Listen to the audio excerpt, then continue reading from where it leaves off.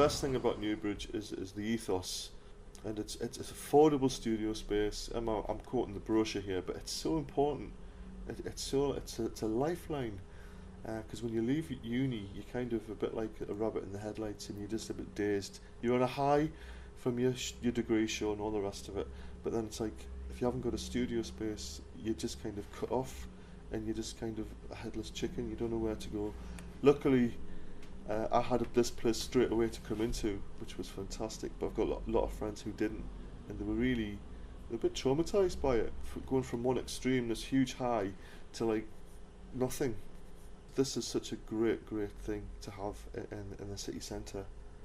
You know, it's just a stone's throw away from uni, but it's a million miles away from uni. It's the real world, but it's brilliant facilities, good art community, lots of support.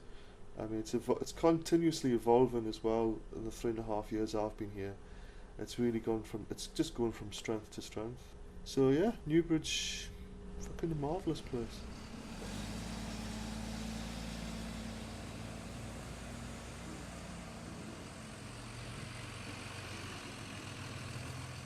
So I've been at NewBridge since 2012, so about 4 years, four and a half years. Wow, yeah, 4.5 years. It feels like it's only been 2 years. So I've been here for 4.5 years. And when I came, it was when I first finished my masters. So I was doing my masters in fine art here at Newcastle University. And then got a studio here with some friends. There was a few of us that came from that course, and that was before the building was totally full like it is now. There was still quite a few spare spaces. I think I've been here 6 years, nearly from the very beginning. I do all sorts of different things. I draw and I write, I make videos and art installations. When I moved here, there was no board up spaces. It was huge open space, so this was like one of the first board up studio here. Yeah, people just started to build the walls around the little studios.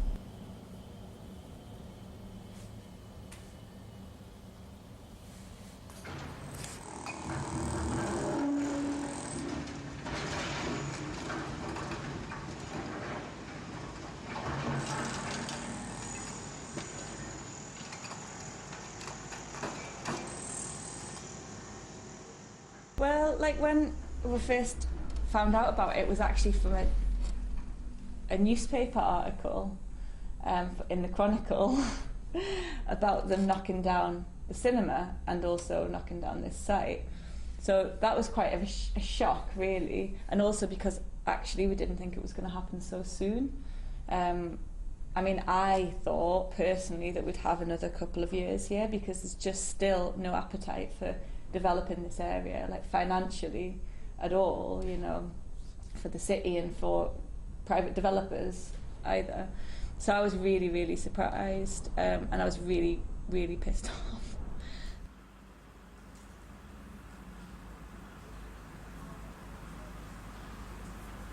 It's just so disheartening that they haven't got the sense, the powers that be, they haven't got the I mean, I've heard it's just going to be an empty lot until somebody buys it, and then it's going to potentially be student accommodation or retail.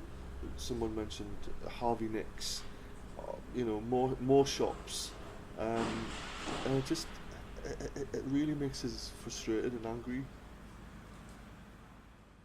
Still, it's just that feeling that you've spent a lot of time here and you've built up the place, you've built up your social connections, but also you've physically like built it up. So you know, like we've got a woodwork shop and a dark room and all these things that people have put a lot of time and money and energy into, and to see that be taken away, you know, this time by a wrecking ball is really disheartening, I think. And it was just quite sad as well to think that we were kind of surplus to requirements almost, you know what I mean? That, well, it doesn't matter, there's just, you know, those artists, you know. I think one of the people that work in the office at NewBridge said that in a meeting with the council, that's how they described us as, you know, those artists, or what we're going to do about those artists.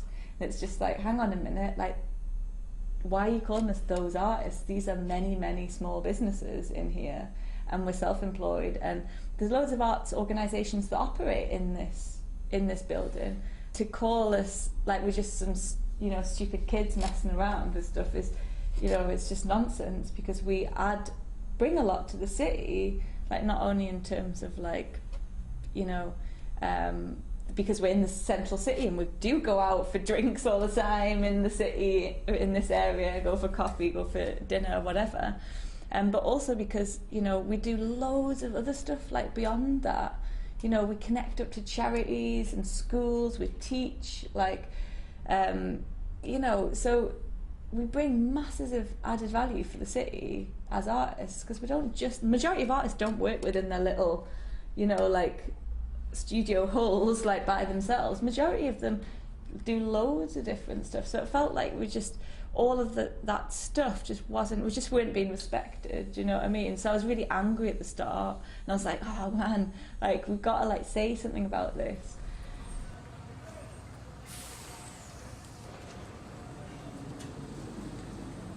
It's always been the case with each successive Tory government. They've never ever been a fan of the arts, and they've always attempted to squeeze as much money out of them as possible, withdraw funding for this, that and the other.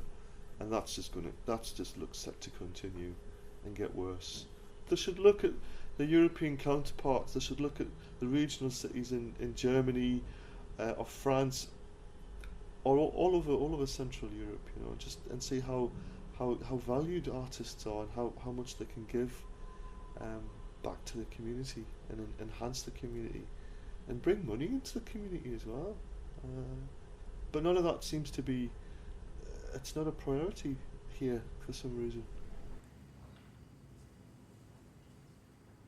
I think the council are aware of it, but I think it's the Rubin brothers.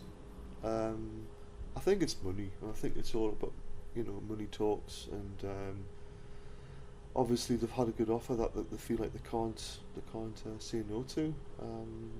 They do appreciate. I think they appreciate. Maybe that's too strong a word.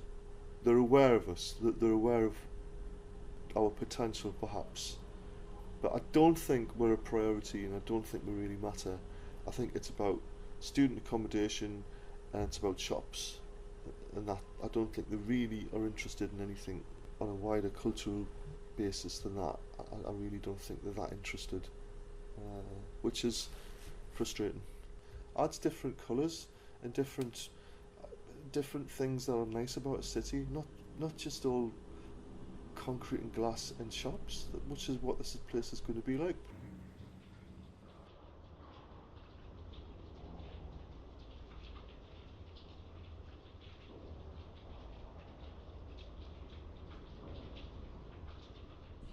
It's not seen as important. Do you know what I mean? It goes back to this thing of surplus to requirements. So in a situation in which the city council is like, has no money, and they literally have no money, like most northern city councils, then the art's the last thing on their agenda. The arts development guy at the council came to Newbridge when we had our 5th birthday party, and he said, look, there's like 6,500 people that work in the council, and there's 2 in the arts development team.